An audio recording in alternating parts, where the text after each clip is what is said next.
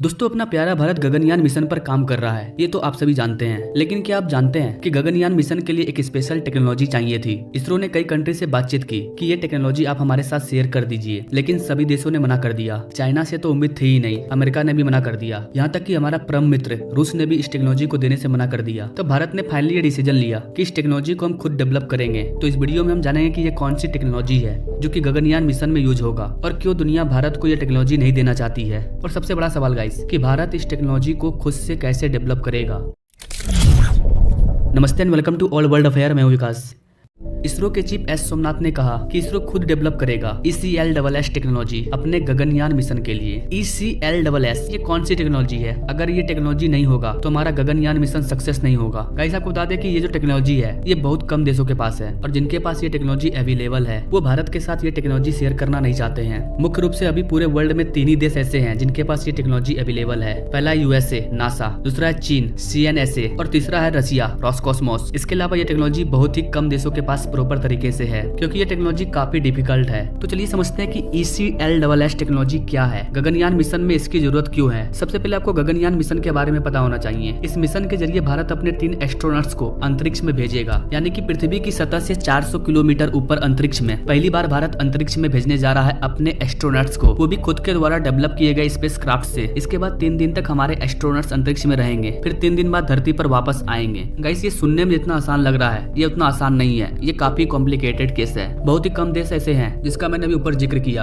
ये जो 3 देश थे नासा, चीन, रसिया, बस ये 3 ही देश हैं जो कि खुद के द्वारा डेवलप किए गए टेक्नोलॉजी से अंतरिक्ष में गए हैं। अगर भारत ऐसा करता है तो भारत चौथा कंट्री होगा और ये हम सबके लिए एक ऐतिहासिक पल होगा। लेकिन इसे अंजाम देना इतना आसान नहीं है क्योंकि इस टेक्नोलॉजी को भारत अब तक तैयार नहीं कर पाया है और कोई भी देश इस टेक्नोलॉजी को देना नहीं चाहता है। लेकिन ऐसा क्या छुपा है इस टेक्नोलॉजी में? गाइस, चंद्रयान 3 का इतिहास हमने बना लिया है और अब हम इंसान को, एक भारतीय नागरिक को अंतरिक्ष में भेजने जा रहे हैं, वो भी खुद के स्पेस क्राफ्ट से। अंतरिक्ष में 3 दिन तक रहना बिना ऑक्सीजन के ये इतना आसान नहीं होने वाला है। We need to proper environment and proper backup और इसके लिए ECLSS टेक्नोलॉजी हमारे लिए काफी इंपॉर्टेंट है। गाइस, ECL का फुल फॉर्म है environmental control and life support system. दुनिया के जो भी देश अंतरिक्ष में गए हैं उन्होंने अपने एस्ट्रोनॉट्स को अंतरिक्ष में जिंदा रखने के लिए खुद का ECLSS डेवलप किया। इस टेक्नोलॉजी से क्या फायदा है, कैसे ये टेक्नोलॉजी हमारे एस्ट्रोनॉट्स को अंतरिक्ष में जीवन प्रदान करेगा, आइए समझते हैं। गाइस, ये टेक्नोलॉजी प्रॉपर ऑक्सीजन सप्लाई करता है। स्पेस क्राफ्ट का जो एयर केबिन होता है उससे CO2 को रिमूव करता है, रिकवर और रिसाइकिल करेगा ऑक्सीजन को फ्रॉम CO2। और ये सब किसी भी अंतरिक्ष यात्री के लिए इंपॉर्टेंट है क्योंकि हमारा बॉडी उस तरह से नहीं बना है कि हम अंतरिक्ष में खुद को सर्वाइव कर पाए। स्पेस स्टेशन में इसी टेक्नोलॉजी का यूज किया जाता है। वहाँ एस्ट्रोनॉट्स का जो यूरिन होता है उसे भी फिर से पानी में कन्वर्ट किया जाता है क्योंकि अगर कोई अंतरिक्ष स्टेशन है तो वहाँ पर कोई ऐसी जहाज वाली सुविधा नहीं है कि जब मन हुआ जो चीज का जरूरत हुआ उसे पहुंचा दिया जाए, डिलीवर कर दिया जाए, ऐसा कुछ नहीं है। तो ऐसे में स्पेस क्राफ्ट के अंदर ऐसी टेक्नोलॉजी तैयार की जाती है जिससे कि अंतरिक्ष में जाने के बाद एस्ट्रोनॉट्स खुद को सर्वाइव कर पाए। और ये सारा टेक्नोलॉजी, ये सारा चीज ECLSS टेक्नोलॉजी के अंतर्गत आता है। एंड आई थिंक कि अब आप समझ पा रहे होंगे कि क्यों ये टेक्नोलॉजी हमारे लिए इंपॉर्टेंट है और ये टेक्नोलॉजी हमारे पास नहीं है। ECLSS ये एक तरह का अलग दुनिया है, इसे इसरो में डेवलप करना इतना आसान नहीं होगा। ECLSS टेक्नोलॉजी को डेवलप करना इसका मतलब हो गया कि अंतरिक्ष में एक स्पेस स्टेशन को तैयार करना। इसमें बायोलॉजी की जरूरत है, केमिस्ट्री की जरूरत है, फिजिक्स की जरूरत है, जितने भी साइंस है सब इसमें शामिल है। लेकिन इसरो में फिजिक्स के अलावा कुछ और नहीं है, बायोलॉजी नहीं है, केमिस्ट्री नहीं है। तो अब आप कह सकते हैं कि भारत में अब वो टाइम आ गया है कि सारे एवेंजर्स, आई मीन हमारे जो भी अलग अलग साइंटिस्ट हैं, चाहे वो बायोलॉजिकल हो, केमिस्ट्री के हो, फिजिक्स के हो, और भी जितने प्रकार के साइंटिस्ट वगैरह हैं, उन सारे को मिलकर के काम करना होगा। तब जाकर के ये टेक्नोलॉजी तैयार होगा और तभी हम अंतरिक्ष में अपने प्यारे झंडे को फहरा पाएंगे। तो अब भारत को खुद का environmental control and life support system बनाना होगा। इसरो ने कहा कि बाकी देश जिनके पास ये टेक्नोलॉजी है उन्होंने देने से मना कर दिया। इसके कई कारण है। गाइस, आपको बता दें कि ये टेक्नोलॉजी एक तरह का ब्रह्मास्त्र है स्पेस की दुनिया में सर्वाइव करने के लिए। और दुनिया को पता है कि भारत चांद के करीब पहुंच चुका है। अगर ये टेक्नोलॉजी हमने भारत को शेयर कर दिया तो आगे जाकर भारत अपना खुद का स्पेस स्टेशन तैयार कर लेगा और फिर चांद पर भी, क्योंकि चांद पर अगर इंसानों को बसाना है तो इसी टेक्नोलॉजी की जरूरत होगी और इसीलिए सारे देश ये डाटा शेयर करना नहीं चाहते हैं। फाइनली वी डिसाइडेड इस क्रिटिकल टेक्नोलॉजी को हम खुद बनाएंगे। अब ऐसा नहीं कि रसिया अमेरिका हमारी मदद नहीं कर रहे हैं, वो मदद कर रहे हैं, बट कोई भी देश अपना गोपनीय सीक्रेट आपको शेयर नहीं करेगा। इस टेक्नोलॉजी को तैयार करने में बहुत झमेला है, कितने साल लगेंगे पता नहीं, बहुत सारे पैसे खर्च करने पड़ेंगे, कई रिसर्च करने होंगे, पूरा